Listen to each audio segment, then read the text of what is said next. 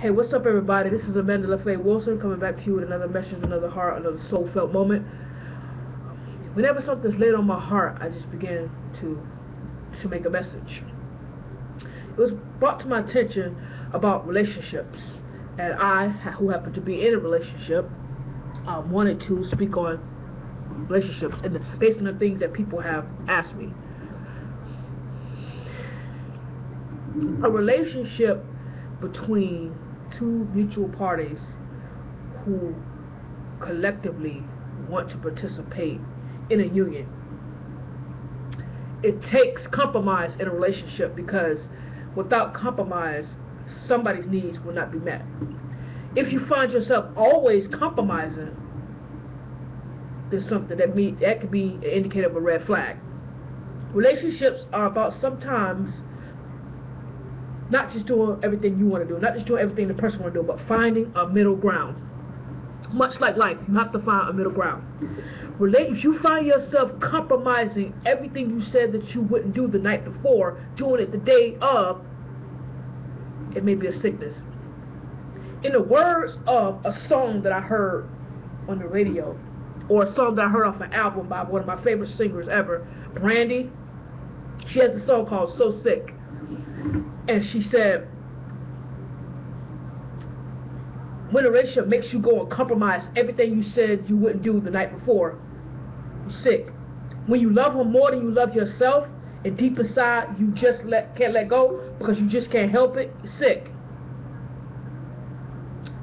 When all you just want to do is break down and cry, sick. Sometimes people don't realize that relationships aren't about domination. Relationships aren't about control. Relationships and love is not about jealousy. Relationship is not about throwing the past up every single chance when it's opportune for you. Relationships, if you cannot accept that person's past, then you really don't belong in that person's future.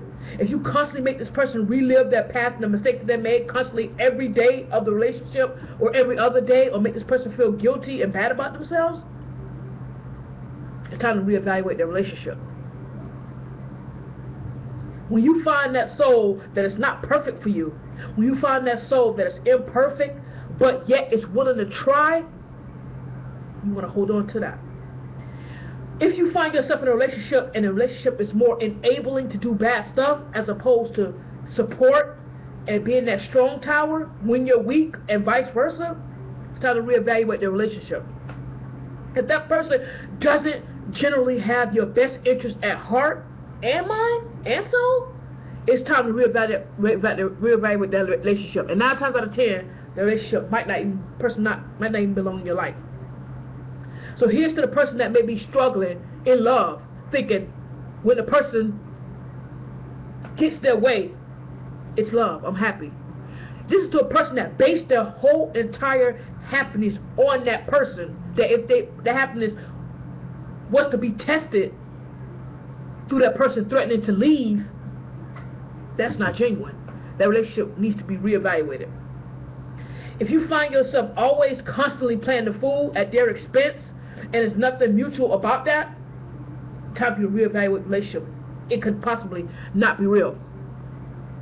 If that person cheats on you, lies to you constantly, but constantly keeps asking for forgiveness, it's time to reevaluate the relationship. You deserve better. You deserve more as a person. You deserve to be respected as a human being, as an individual, and you deserve respect for yourself.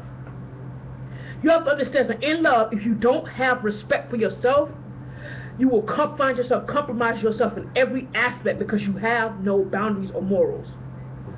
A lot of people gain a good person who's right for them, but because they are so piss poor morally, that they will take advantage of that person, and they see that person's loyalty as an opportunity to step all over them because they know that person's loyalty is stronger than their will to leave. Don't get it twisted. Loyalty is not about sticking around when somebody cheat and lie and hurt you and beat you down. That is not loyalty. We call that stupidity. We call it insanity. It's constantly doing the same thing over and over again, and then say, you know what? Why is this turning out the same way? It's insanity. But it's not in the fact of doing it over and over again. It's the fact in the expectation that you expecting it to continue to get better. Sometimes lines and love and ties have to be severed in order for you to find your better day. A lot of times, my mom used to always say, God will have to move somebody out of your way, that wrong one, in order for God to put the right one in your life.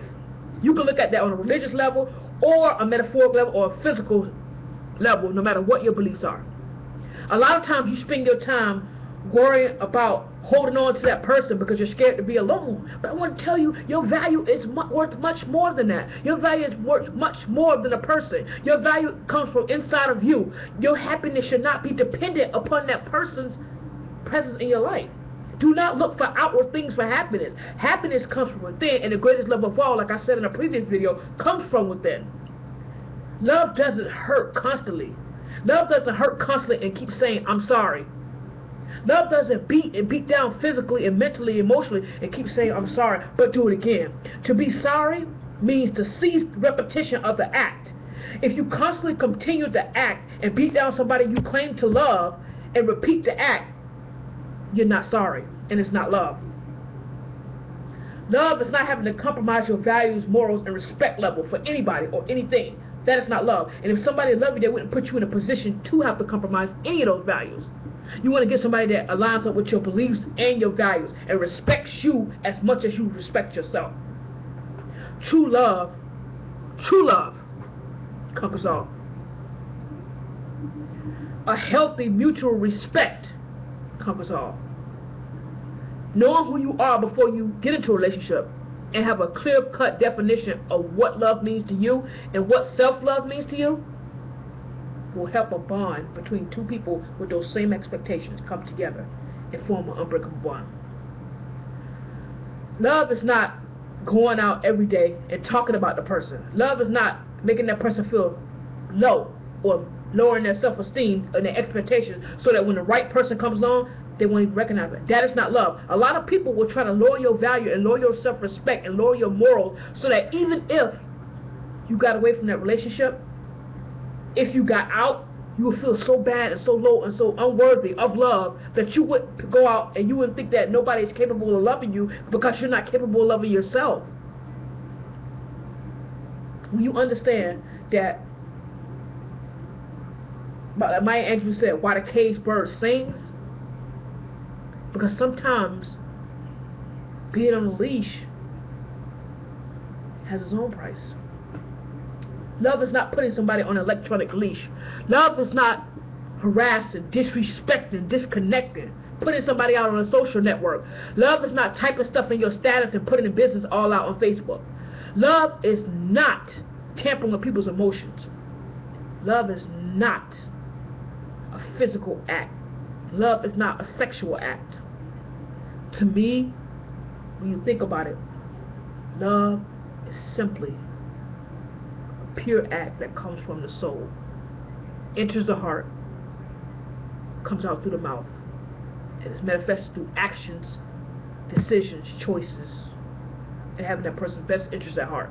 So when you ask what is love and what is a relationship and what type of relationship you should look for somebody who builds your self-esteem up.